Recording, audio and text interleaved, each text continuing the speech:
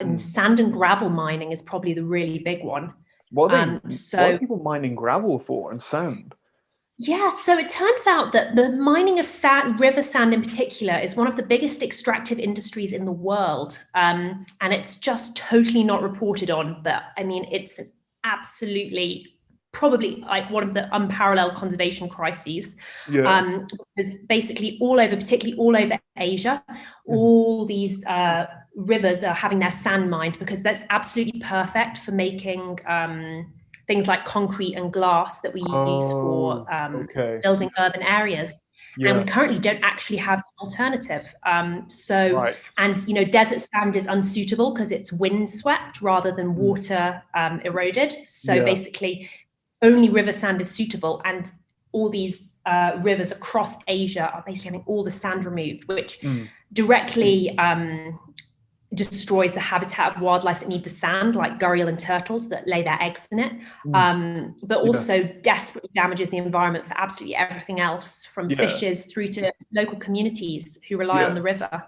Yes. And it's kind of, sorry, I'm getting off on my sand No, mining no, rant. no, no. I need to hear. I've But a lot not of heard it, of sand mining. I've not heard of this at all. yeah, it's a huge issue. It's just starting to get some coverage, but definitely Yeah. not enough. Yeah. And the problem here in Nepal, but also in India, a lot of it's illegal, a lot of it's mafia controlled. And Yeah. so as a conservationist, it's a kind of a level of organized crime that goes over the heads of what any of us can deal with. Yeah. Yeah. Yeah. It's a big. That's a law So enforcement issue. yeah, It's a exactly. And mess. sadly, due to corruption, there isn't much enforcement of The anti-sand law. mining rules. No. Yeah.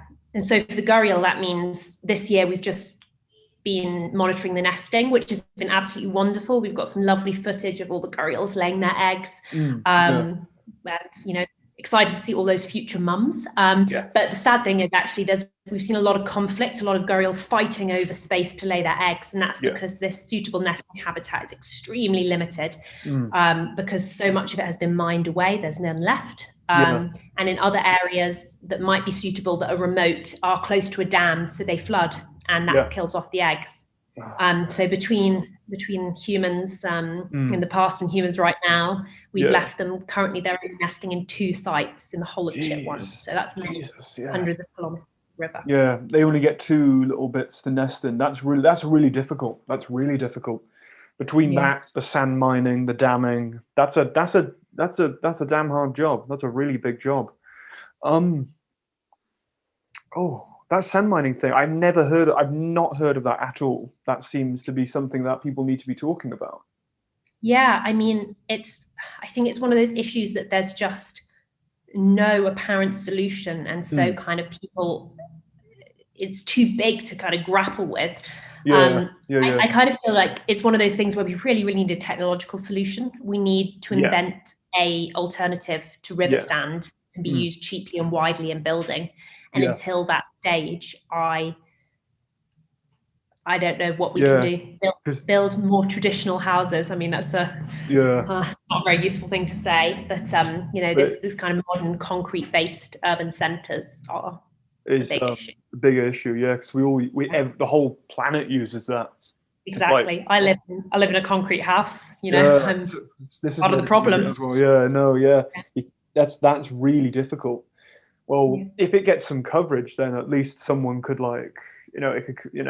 someone could be talking about it, because I feel like that needs to be talked about, and it must be it's got to be stressed that this isn't just a wildlife issue. There are people whose lives will be destroyed by that as well, like people who live on the river.